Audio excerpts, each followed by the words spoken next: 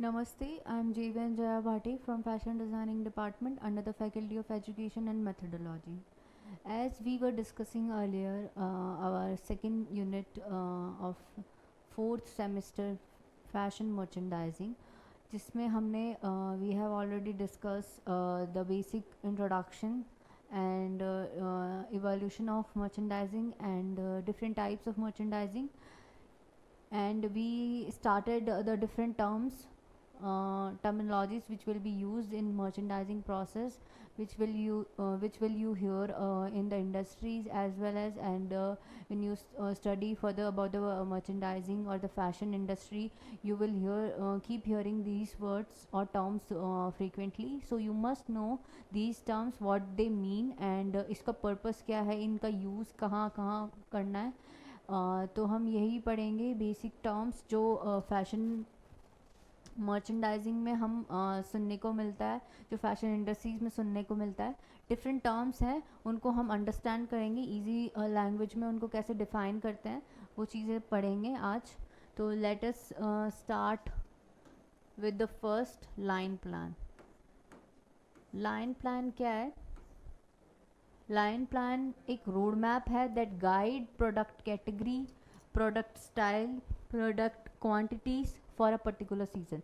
मतलब एक सीज़न में हम प्लान करते हैं कि ये पर्टिकुलर कोई सीज़न है, टाइम ड्यूरेशन है, इसके अंदर हम क्या क्या कैटेगरीज के प्रोडक्ट पे फोकस रखेंगे, उसकी स्टाइल्स क्या होगी और उसकी क्वांटिटीज़ क्या होगी, ये हम सब पहले से ही प्लान करेंगे. इसके अंदर बहुत सारा स्टडी भी रहेगा, मार्केट रिसर्च भी रहेगा कि उस सीज़न में क्या ट्रेंड में चल रहा है, क्या चीज़ें रिक्वायर्ड है, क्या डिमांडेड है कस्टमर से. तो हम उसको अलग अलग कैटेगरीज में डिवाइड करेंगे. और कैसे करेंगे? पूरा एक प्लानिंग से होगा कि हमारा ये पूरा जो एक टाइम ड्यूरेशन है, इसमें हमको क्या क्या स्टेप्स लेने हैं, वो सारा इस लाइन प्लान में होगा.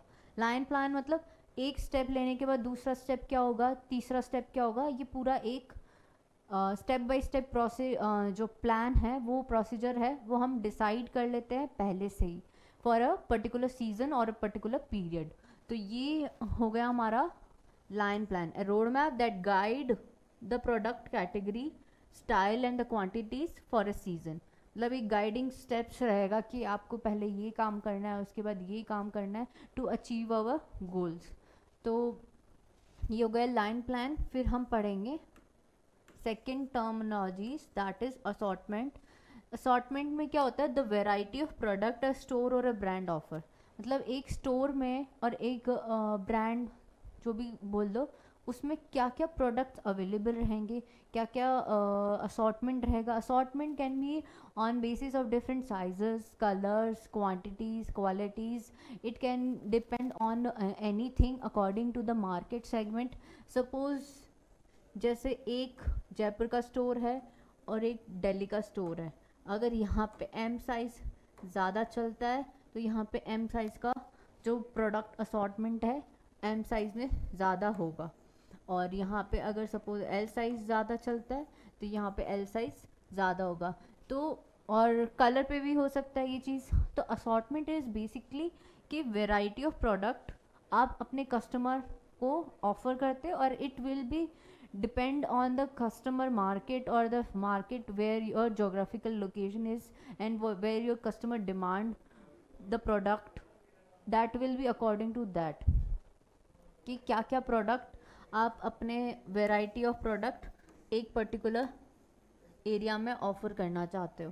तो अपन जाते हैं कहीं बहुत बार अलग अलग स्टोर्स में अलग अलग क्वालिटी और क्वांटिटी में प्रोडक्ट्स देखते हैं. कहीं अगर लोकल एरियाज़ के अकॉर्डिंग वो डिज़ाइन होता है, जो असॉर्टमेंट होता है जिसके अंदर अलग अलग प्रोडक्ट्स होते हैं. तो assortment is basically variety of product which is available in a store और बाय द ब्रांड. फिर आता है SKU. SKU एक बहुत कॉमन टर्म है which you will keep hearing in the industries as well as when you will start working. SKUs is a stock keeping unit. Stock keeping unit, it is a unique product code for a inventory tracking.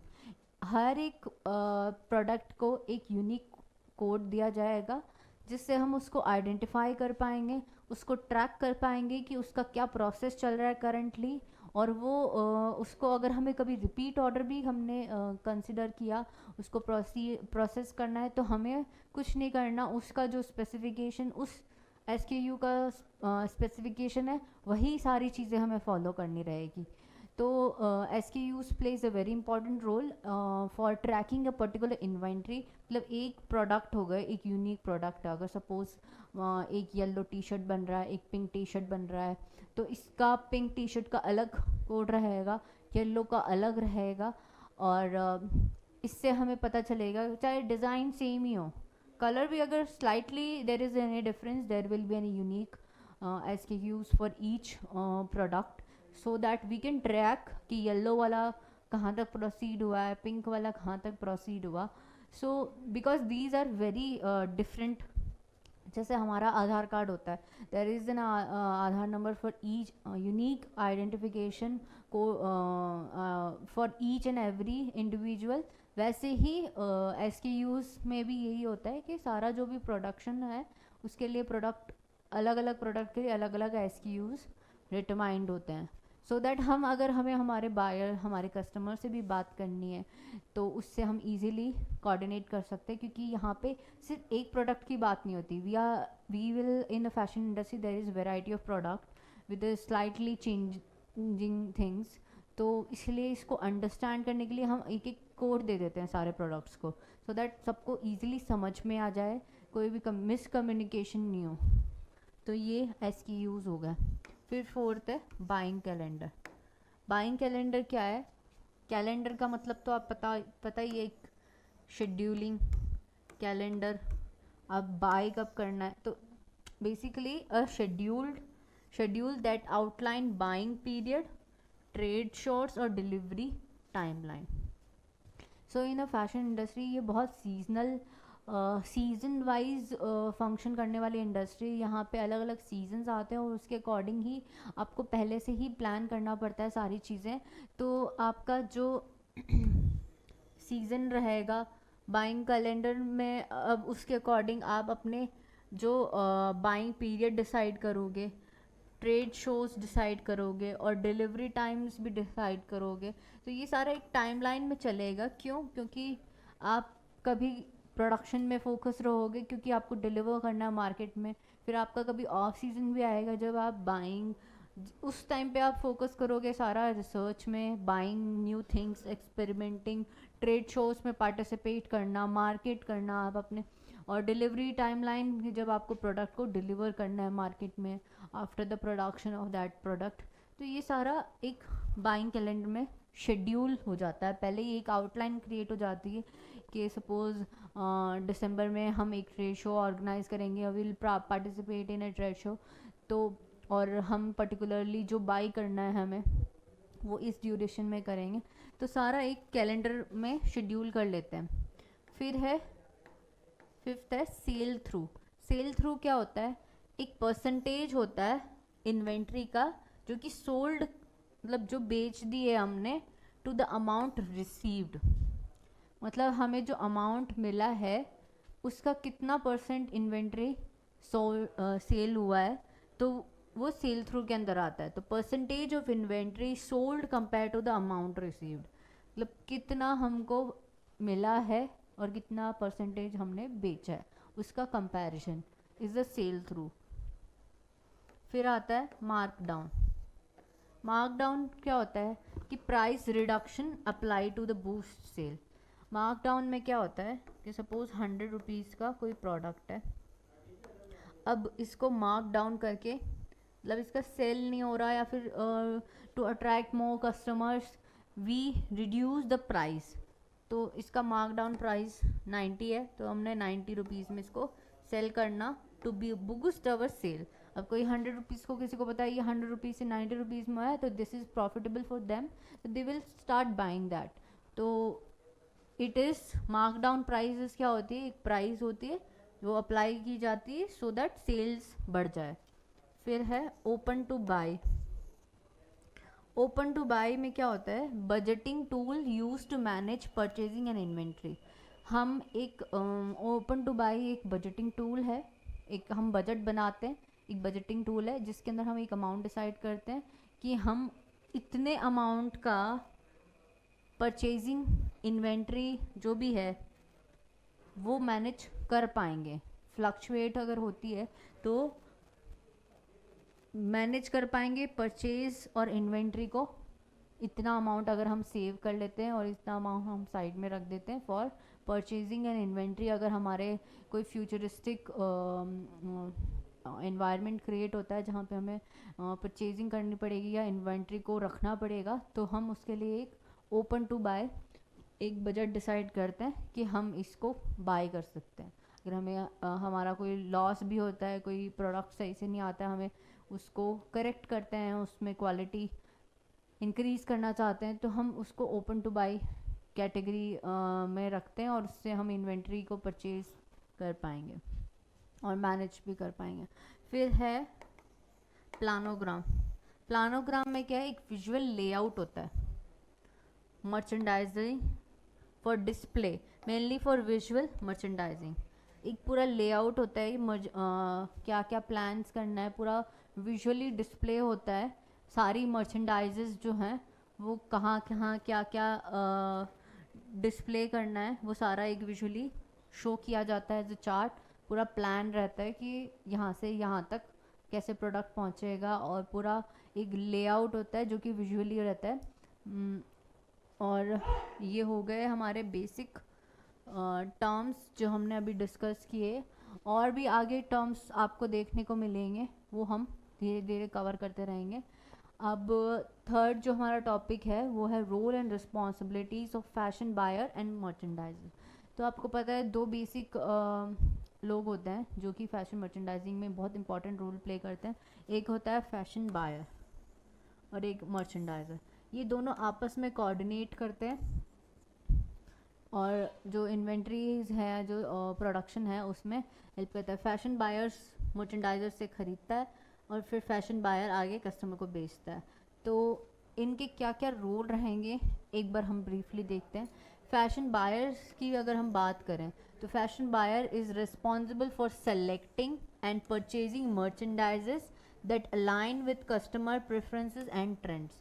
तो जैसे कि मैंने बताया कि जो customer के preference और trend के अकॉर्डिंग फैशन बायर्स परचेजिंग करेगा और फिर वो उसको अवेलेबल कराएगा कस्टमर के लिए एक प्लेटफॉर्म पे जहाँ पे वो लोग परचेज कर पाएँ। तो जो मेन काम क्या है, सेलेक्टिंग और परचेजिंग मर्चेंडाइजेस मतलब प्रोडक्ट फॉर कस्टमर्स। तो रिस्पॉन्सिबिलिटीज़ की बात करें तो सबसे पहले इसको फ्यूचरिस्टिकली सोचना पड़ेगा कि उसके कस्टमर की क्या डिमांड हो सकती है इन द फ्यूचर। सो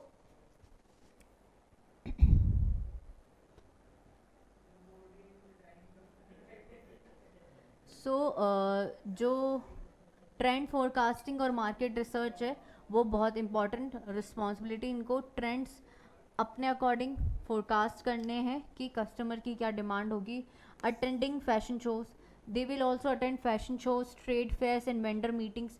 क्योंकि यहाँ पे क्या बहुत सारे बायर्स एक्सपोर्टर्स जो होते हैं वो मीटअप का एक बहुत अच्छा पॉइंट रहता है जहाँ पे डिफरेंट डिफरेंट नए मर्चेंडाइजर्स भी मैन्युफैक्चरर्स भी आपको देखने को मिलते हैं और आपसे उनसे इंटरेक्ट कर सकते हो and you can find out the new things which customer might likes.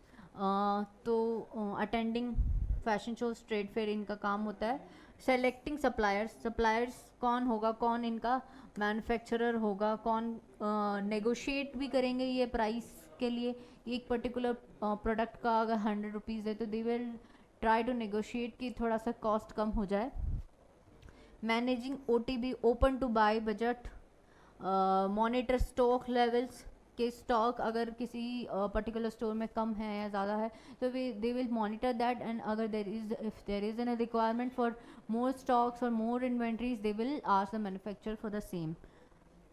Replenishment need, अगर मतलब वही चीज़ के वापस से ऑर्डर देंगे और स्टॉक को जो इन्वेंट्रीज हैं जो स्टोर में रिक्वायर्ड है उसको फुलफिल करेंगे।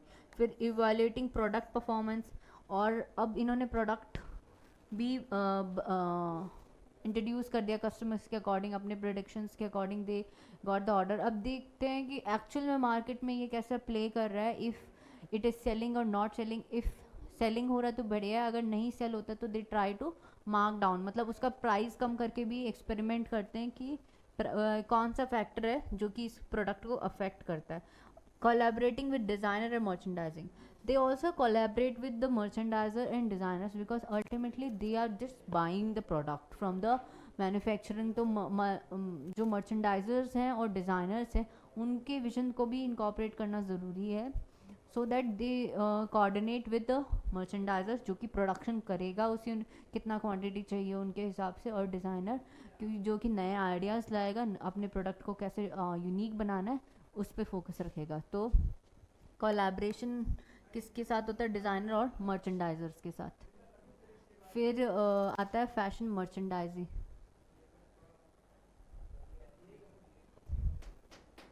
फिर है फैशन मर्चेंडाइजर। फैशन मर्चेंडाइजर में fashion merchandiser ensure the right product are available in the right store at the right time enhancing customer satisfaction and profit. तो जो फैशन मर्चेंडाइजर है they will try to make the right product available at the right time. अगर इनकी responsibilities की बात करें तो ये पूरा प्लान करते हैं, जो एक प्रोडक्ट का इनिशियल स्टेज होता है, planning product line and assortment, कौन सा प्रोडक्ट कितना होगा ये भी प्लान करते हैं। कोलैबोरेटिंग विद बायर्स, बायर्स के साथ कोलैबोरेट करते हैं, डिज़ाइनर्स के साथ करते हैं और प्रोडक्शन टीम के साथ भी करेंगे, क्योंकि ये डायरेक्ट लिंक है जो पूरे सारे जो भी यूनिट्स हैं डिफरेंट फैशन इंडस्ट्रीज़ में उनसे कोऑर्डिनेट करते हैं। फिर थर्ड है मॉनिटर करता है, सेल्स को भी करता है और एडजस्ट जो सेल्स प्लान्स हैं उनको भी एडजस्टमेंट करता है if there is any requirement.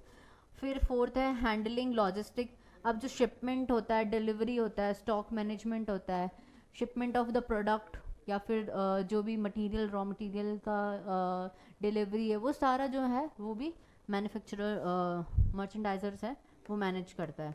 फिर है कोऑर्डिनेटिंग स्टोर विजुअल लेआउट। अब एक जैसे हमने टाइप पढ़ा था विजुअल मर्चेंडाइजिंग, तो वो भी इसका पार्ट है कि स्टोर का विजुअल कैसा रहेगा, अपीलिंग टीम जो विजुअल टीम है वो इसको एक अपीलिंग लेआउट क्रिएट करने का कोशिश करेगा which will attract more customer. फिर है maintaining balance between fashion trend and business goals. अब जो अल्टीमेट गोल होता है किसी भी बिजनेस का वो प्रॉफिटेबिलिटी होता है, तो उसके साथ कंबाइन करके अपना जो फैशन ट्रेंड है उसको भी फोकस में रखेगा और जो बिजनेस गोल है जो कि प्रॉफिटेबिलिटी है उसको भी फोकस रख के एक बैलेंस क्रिएट करेगा। तो ये मेजर रोल है, रिस्पॉन्सिबिलिटीज़ है मर्चेंडाइजर्स के। तो हमने आज ये फैशन बायर और फैशन मर्चेंडाइजर्स का ब्रीफ इंट्रोडक्शन देखा और कुछ टर्मोलॉजीज़ जो कि यूज़ की जाती है फैशन मर्चेंडाइजिंग में, फैशन इंडस्ट्रीज़ में, वो भी स्टडी करी। In the next chapters we will next session we will study more about this. Thank you.